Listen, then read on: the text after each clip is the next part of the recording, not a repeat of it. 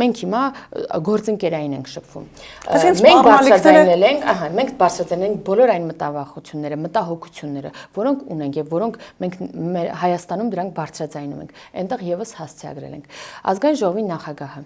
հենց ուղիղ եթերում ասուլիսի ժամանակ Մատվիենկոյի կողքը կանգնած հայտարարեց, որ մեր շահն է մեզ համար կարևոր, մենք որևէ տեղից որևէ տեղ չենք գնում, ոչ ձերն ենք, ձեր մոտ ենք մնում, ոչ ինչ որ մեկին ենք գնում ենք ինչ որ միտեղ։ Մենք համագործակցում ենք ձեր հետ, մնացածի հետ, բոլորի հետ։ Եվ